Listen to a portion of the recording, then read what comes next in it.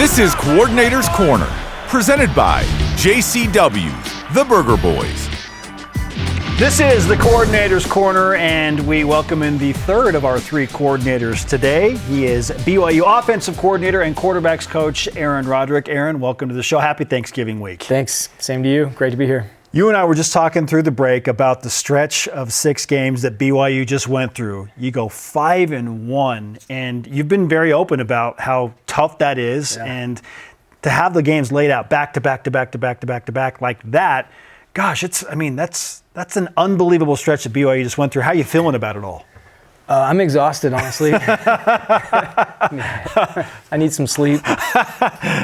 Understandably. It's been, it's just, yeah, this is why you do this. You know, that's why we're in this business, is the challenge of competing against teams like that every week. And another great challenge this week. You know, you just look forward to that's why you want to be a part of this sport. Aaron Roderick with us on the Coordinator's Corner and celebrating L.J. Martin's performance against Cincinnati, which was an all-timer. 222 rush yards, 44 receiving yards. He had 2/3 of the total offense for BYU. What was the most impressive thing that you saw from him on Saturday night? Everything. He was just he was a man possessed. The game plan was not to give him 32 carries. I thought we'd give him 20 carries. I was confident we could run the ball.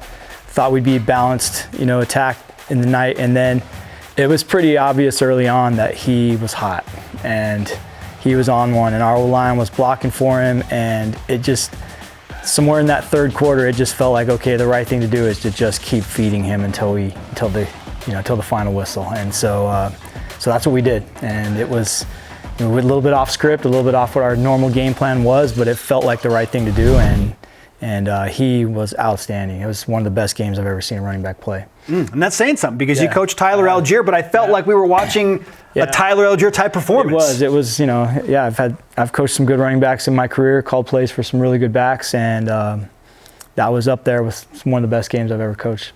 I've noticed that you are using LJ a little bit more in the pass game this year. What's working well there in that regard of his style and play? Well, he's just an excellent receiver, and he's such a powerful runner between the tackles, but when you get him in space, he makes people miss. So the run after catch in the open field is huge, and so you just don't want to waste him. You want to use everything. We want to squeeze every drop we can out of him because he's such a good player, and just makes us harder to defend as well. You mentioned the offensive line and how effective they were on Saturday night. What was going so well with Coach Woods there in that aspect of the game? Well, those guys have just played well as a unit all year. I think that group, they're very unselfish. We've rotated 7 guys all year, excuse me, and now we have Trevin Osler, playing for us as well. He's gotten into the mix as a tight end, and just the overall execution that those guys play with, and then just how hard they play. I mean, these guys block through the whistle every snap. We throw the ball down the field. They're following the ball down the field, trying to get blocks. They're making blocks in the screen game down the field. Just the execution of those guys as a unit has been fantastic. Let's remind everyone that you did this without Waylon Lapuaho, who's a really good player. Yeah, he might be our best offensive lineman. He's a very good player, 3-year starter for us, big loss. But then guys just step up, and that's how it's been all year. Well, typically, with a player of his caliber, there is some drop-off. But Connor Pay told me before the game, I don't think there's that much of a drop-off. I mean, Sonny Makassini played an excellent game. Kyle Sforchik played a really good game. We've got Austin Leosa was playing guard and tackle. It's just really fun watching those guys. I don't even know. We have a different combination in there almost every series, and I don't even think about who's playing what position. I just call the plays, and those guys execute. The offensive line did a nice job protecting Bear Bachmeier again. How did you feel about Bear's performance? In a gritty performance, a tough place to play.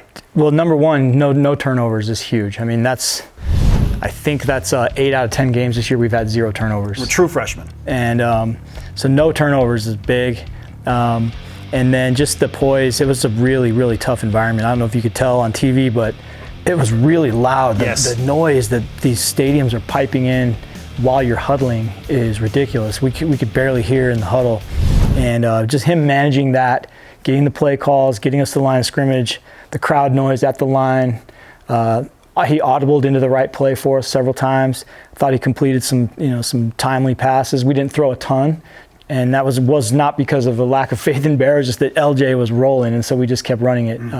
But I thought Bear played a really solid game. Well, Bear loses one of his best receivers, Chase Roberts, early in the game there. So how did that impact the way that you could and wanted to do things? Well, Chase is a really good player, but it didn't impact the game that much in terms of how we call it, because we've got Parker and JoJo out there that can do most of the plays. They can take up the slack there, but again, it just had more to do with how good the run game was going. We just felt like, let's keep doing it. Early in the second half, BYU and the defense, they intercept the ball, but Tanner Wall takes care of it. You march right down the field and score there. How did that drive shift the momentum of the game? Yeah, I think it was well, I talked to one of their coaches after the game, by the way. I think it was a little bit demoralizing how much we possessed the ball in that game. We had, I think, 38 minutes of possession. Their offense only got 9 possessions total in the game. And I think that ball control style, when you're playing an explosive offense like they have, I think it really helps you sort of frustrate them. Their defense was having trouble getting off the field, and the offense couldn't get on the field. And so those types of drives are, we take a lot of pride in those, and we have fun with when we're just imposing our will on the other team, so to speak, and eating up some clock and end up with a touchdown. Yeah, you're very even keel, but I don't know how you do it, because in a moment like that, when you are watching Cincinnati not be able to stop LJ Martin, everybody knows you're going to hand the ball off to him, and they can't stop it, and then it eventually ends in a touchdown. What were your emotions like in that game-sealing drive? Yeah, the final drive of the game that's probably been my favorite drive of the season. Yeah. We took 4 or 5 minutes off the clock, and a week ago against TCU, we had a chance to do that, and we ended up punting the ball back and had to let the defense end it for us. And this week, it was nice to just finish the game on the field with a touchdown. You either want to end it in a touchdown or in victory formation, one or the other. The timing wasn't working out quite enough to go with victory, so we had to keep running, and then to pop that last run for a touchdown was very gratifying. LJ Martin, huge night to say the least. Do want to ask you about the health of some guys that we've talked about, beginning with Chase Roberts. How's he holding up after the injury put him out early in the game?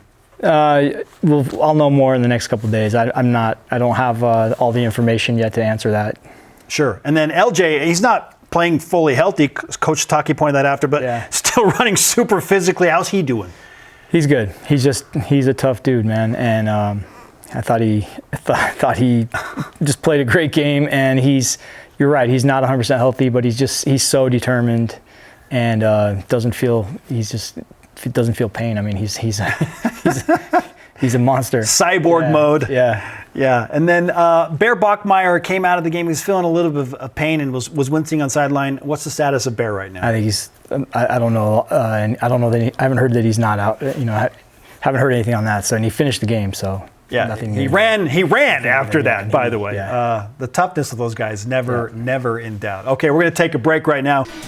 Welcome back to Coordinator's Corner, brought to you by JCW's The Burger Boys. A reminder, the preview of Saturday's game against UCF is brought to you by Intermountain Health, official medical provider for BYU Athletics. Aaron Roderick, the offensive coordinator, is with us. Coach, what do you notice immediately about UCF's defense when you review the Knights and their team? Very athletic, a lot of team speed. They've been playing really good defense all year. They have, I think they're giving up like 22 points a game, and one of the top pass defenses in the country, really good pass rush, and very good secondary. How do you feel about the prospect of snow in the forecast for your offense in this game against UCF? I mean, we'll play in whatever weather. We welcome that, whatever. We had our game down to Arizona earlier this year, that was pretty bad weather. And whatever it is, we'll show up and play. How much of an advantage do you feel like that is, if you could? I know it's hard to gauge and quantify that, but when you have cold temps at elevation, how much of an advantage is that? It can be an advantage, but I think sometimes it's a little overrated, because I think the assumption is just because they're from Florida, they're not going to show up and play in the snow, and that's not true. These guys are, they're playing for bowl eligibility. First of all, if they win this game, they go to a bowl game. And they've been playing hard all year, and I think whatever the weather is, I'm expecting them to give us their very best. What's the key to the always delicate balance of Thanksgiving week, senior day, emotions, what's on the line for BYU, all of it? Yeah, that's a good point. You know, I think our team, we get in a really good rhythm with our process that we go through every week to get ready to play. And this week, that process gets altered a little bit. And so we have to do a better job than our opponent of handling those, those changes to the schedule. And we have a mature team, a veteran team, and I think our guys will step up and do that. But that is a good point, though, that things are a little different this week, and you have to prepare well in a shorter amount of time. And then on game day, you've got to keep your emotions in check and be focused on the task. One player I did want to ask you about before we talk about the seniors that are playing their final game at LaVell Edwards Stadium in the regular season is Sione Moa. You've talked about him and his progress and how he's coming back. How is he looking as we progress in the season? It's been slow. We would love to have him back, and there's still a chance we might get him back maybe in some postseason play. Okay. I think there's a chance, but it's been slow, and we miss him. He's one of our best players, and it's been a huge loss. No doubt about it. Saturday, senior afternoon, I'm going to read this list of names, and there are 7 here. Enoch Nawahine, Chase Roberts, Carson Ryan has been an instrumental tight end. Yep. Ethan Erickson, another tight end. Isaiah Jada, Waylon Lapuahu, and Austin Layusa, 3 guys on the offensive line. What has that group meant to your team, Aaron? Well, we've won 21 of our last 24 games, and most of those guys have been big contributors to those wins.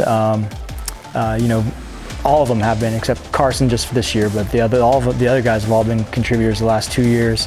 And just can't say enough about the leadership on this team, and all those guys are a big part of that. I thought one thing that's been great about this team is they seem to keep applying lessons from last year to this year, and that takes maturity, that takes leadership, and some of those guys that like Chase, he went through some hard times in a 5-7 season to some really high highs last year, to then some really low lows, and then back to this year has mostly been great. And I think those guys just understanding the process that it takes to earn the right to play well each week and respecting the opponent week by week, that those guys have been great at that. Well said, and a perfect way to cap this show. Happy Thanksgiving week to you again, A-Rod. Thanks for having me. I hope you enjoy several pieces of pie and a huge meal. I don't think Greg's ever shook my hand at the end of the show, so maybe that needs to be a new Sure, let's go. Just trying to do my part here. Love it. A-Rod, thanks so much. Great to be here, man. That'll do it for the final week of the Coordinator's Corner.